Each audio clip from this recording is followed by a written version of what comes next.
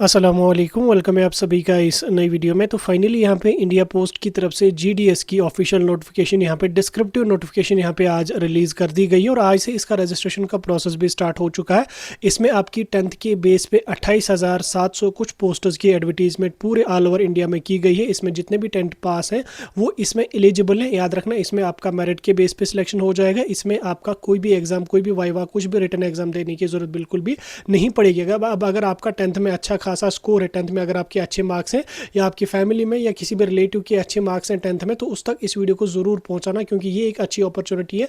Government job है without exam और अच्छी खासी सैलरी इसमें आपको मिलेगी। ठीक, क्योंकि 10th के बेस पे 20-25 हज़ार इसमें बड़ी आसानी से आपकी सैलरी यहाँ पे हो जाएगी। तो चलो हम स्टार्ट कर ले, तो देख लेते हैं यहाँ पे इस नोटिफिकेशन के बारे में और डिटेल में हम समझने की कोशिश करेंगे क्या कुछ इंपॉर्टेंट चीज़ें होंगी। सब कुछ जानने के लिए ये वीडियो पूरा एंड तक देख लेना, चैनल को भी सब्सक्राइब कर देना, व्हाट्सएप और टेलीग्राम ग्रुप ज्वाइन कर लेना, लिंक डिस्क्रिप्शन में आपको मिल जाएगी। तो चलिए वीडियो को शुरू कर ले, तो देख लेते हैं यहाँ पे इंडिया पोस्ट की इस ऑफिशियल नोटिफिकेशन के बारे में। आप यहाँ पे देख सकते हैं 28 जनवरी की डेट इसमें दी हुई है और आज 31 जनवरी इस नोटिफिकेशन को जब वो लाइव किया गया है वेबसाइट पे। ठीक, और आज से रजिस्ट्रेशन भी स्टार्ट होगी।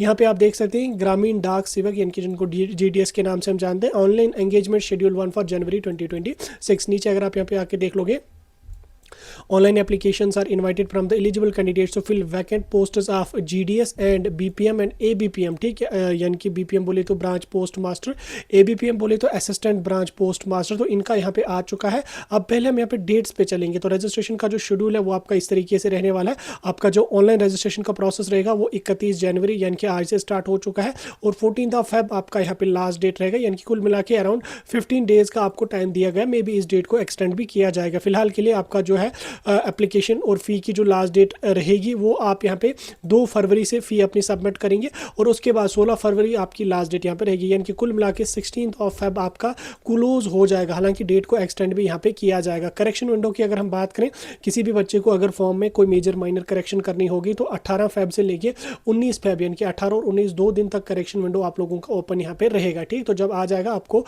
उस टाइम पता चलेगा। अब अगर रजिस्ट्रेशन की डेट एक्सटेंड होगी तो ये करेक्शन की भी डेट्स आपकी एक्सटेंड यहाँ पे रहेंगी। नीचे चल के हम इंपॉर्टेंट चीज़ों को समझने की कोशिश करेंगे। तो यहाँ पे आप देख सकते हैं जॉब प्रोफाइल दिया हुआ है। ब्रांच पोस्ट मास्टर जो होगा उसका काम जो है वो जो पोस्टल ऑपरेशंस होंगे पोस्ट ऑफिस में उन्हीं को संभालना होगा। ब्रांच पोस्ट मास्टर बीपीएम की, असिस्टेंट ब्रांच पोस्ट मास्टर जो वह इंचार्ज वहाँ पे रहेगा। ठीक, उसके बाद जो डाक सेवक्स होंगे उनका क्या काम होगा, वहाँ से मतलब पोस्ट ऑफिस से डाक वगैरह जो भी होंगे वो लेने और उसके बाद गवर्नमेंट जाके डिलीवर करने अपने गाँव में या जिस भी गाँव में आपकी ड्यूटी लगेगी वहाँ पर जाके आपको अपने जो भी मेल्स वगैरह होंगे, जो भी इंडिया पोस्ट के थ्रू पार्सल्स वगैरह होंगे वो आपको डिलीवर करने वहाँ पर पड़ेंगे। एक तो डिलीवरी बॉय होता है जो फ्लिपकार्ट वगैरह पे होता है, ये वो अलग होता है। ये जो मतलब पोस्ट इंडिया पोस्ट के थ्रू आ जाएंगे उन्हीं को आपको डिलीवरी यहाँ पे करना होता है। ठीक, उसके बाद सैलरी की अगर हम बात करें तो सैलरी जो आपकी बीपीएम इनकी ब्रांच पोस्ट मास्टर की जो सैलरी रहेगी वो 12,000 से लेके 29,380 तक यहाँ पे रहेगी। यानी कि 12,000 से लेके 30,000 तक आपको बीपीएम में सैलरी रहेगी। और अगर आप असिस्टेंट ब्रांच पोस्ट मास्टर यहाँ पे रहेंगे या डाक सेवक जाएंगे तो 10,000 से लेके 24,000 तक आपकी सैलरी यहाँ पे रहेगी। यानी कि 24,000 के अराउंड आपको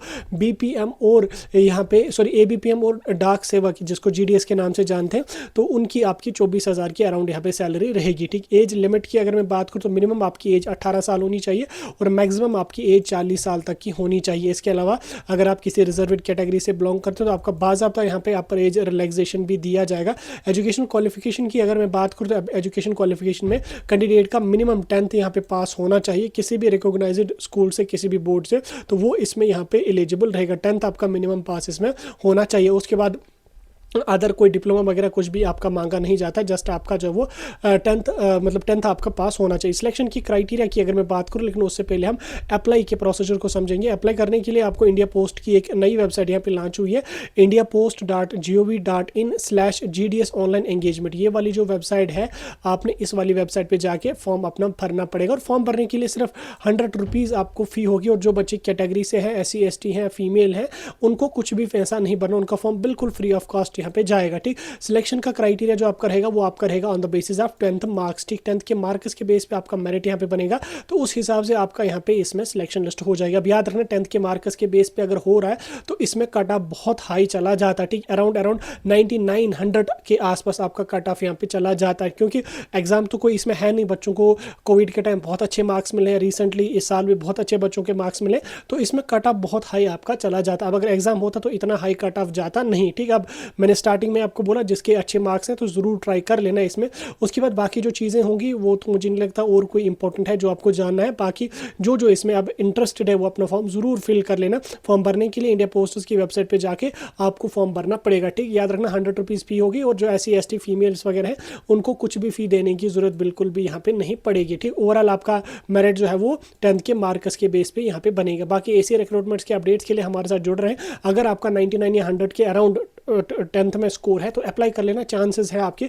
बाकी अगर आपका 90 80 70 है तो टाइम अपना वेस्ट नहीं करना, उतना कम कट ऑफ यहाँ पे जाता नहीं है। ठीक, इसमें बहुत हाई कट ऑफ जाता, तो इस चीज़ को अपने ध्यान में बिठा के रख लेना। बाकी कोई डाउट होगा मुझे कमेंट्स में बता सकते हैं।